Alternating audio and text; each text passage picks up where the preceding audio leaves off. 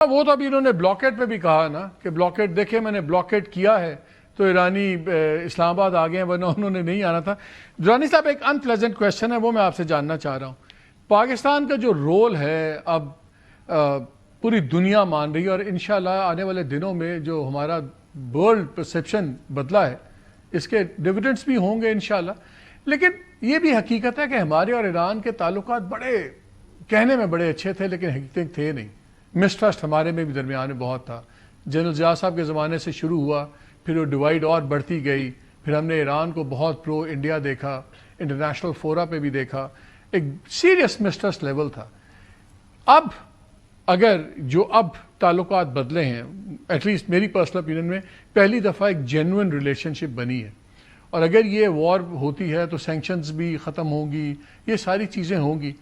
آپ پاکستان کا ایران کے ساتھ کیا آپ کو اس کا اسٹریٹجک اور دوسرے فائدے آپ کے خیال میں کیا پاکستان یہ ٹرانسلیٹ ہوگا اکنامیکلی بینیفٹس میں بھی دونوں ممالک کے لیے سب کچھ, بیکاز مسٹرسٹ تو لگتا ہے کہ ختم ہو گیا. جی مالک صاحب, میں اس میں بڑے مس پرسپشن ہے ہمارے ایران کے ساتھ تعلقات کے سلسلے میں. وہ ایران کے جو ریولیوشنری پیریڈ تھا اس میں ان کے لیے بھی کنفیوژن تھا. وہ ہمیں جو ہے وہ امریکہ کا پٹھو سمجھتے تھے اور ہماری تاریخ بھی رہی تھی. لیکن اس کے بعد جو ایران عراق وار میں ہم نے ثابت کیا کہ ہم ایران کے ساتھ تھے. ٹھیک ہے ہم نے اعلان نہیں کیا لیکن ہم نے ایران کو کوئی نقصان نہیں پہنچایا باوجود اس کے کہ پاکستان پہ پریشر رہا, اور پھر ایران نے وہ ایکنالج کیا سبسیکوینٹلی. اور آپ نے یہ بھی دیکھا ہوگا کہ یہ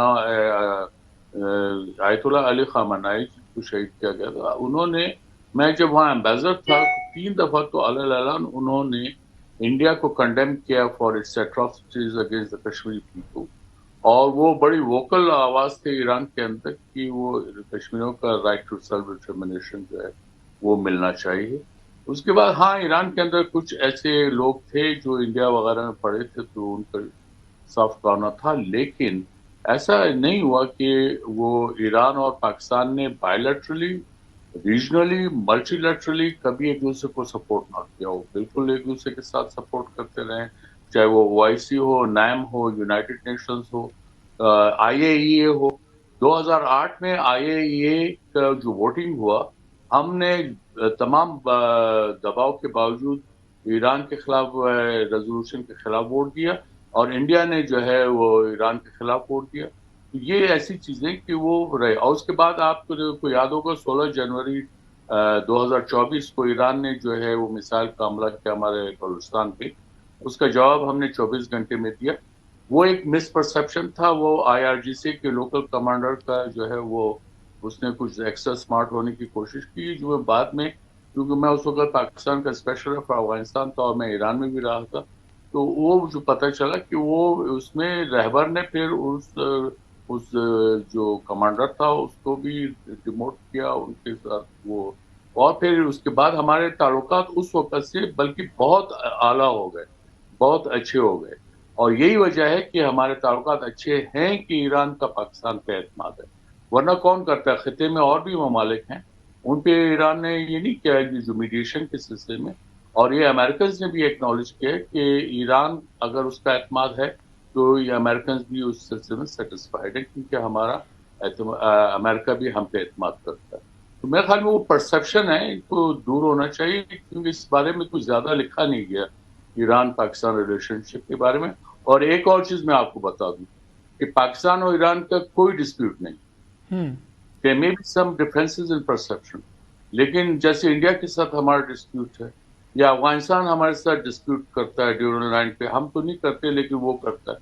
اور ایران کی طرف سے ہم سے کوئی ڈسپیوٹ نہیں, نہ ہمارا ان کے ساتھ ڈسپیوٹ ہے.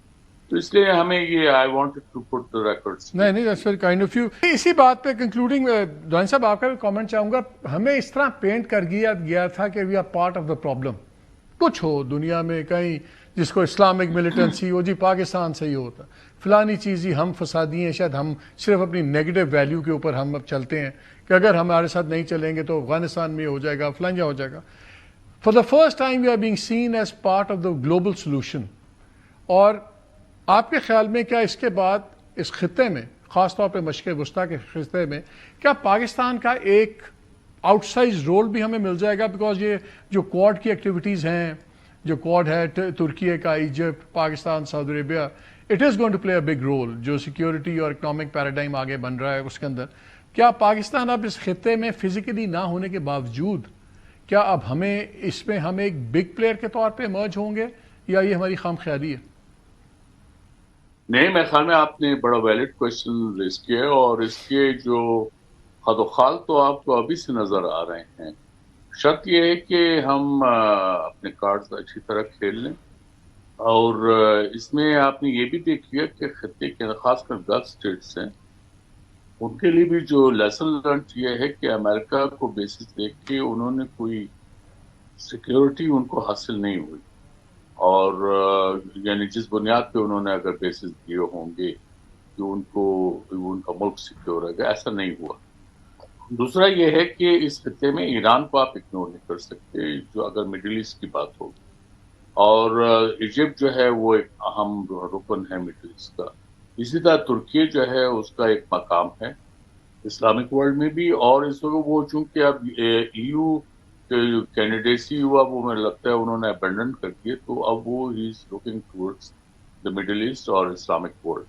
تو اس لحاظ سے اب ہمارے لیے ایک بہت موقع اچھا ہے، اور اس موقع کا فائدہ ہمیں اس طرح اور بھی ہو سکتا ہے کہ اگر اس طرح کا کوئی آپ کوارڈ کہہ لیں، چاہے وہ ملٹری الائنس کے طور پہ ہو یا ایون اکنامک اس کے طور پہ ہو، تو اس کے ساتھ ہی آپ یہ دیکھیں گے کہ آپ کو چائنا اور رشیا کی بھی حمایت حاصل ہو جائے گی.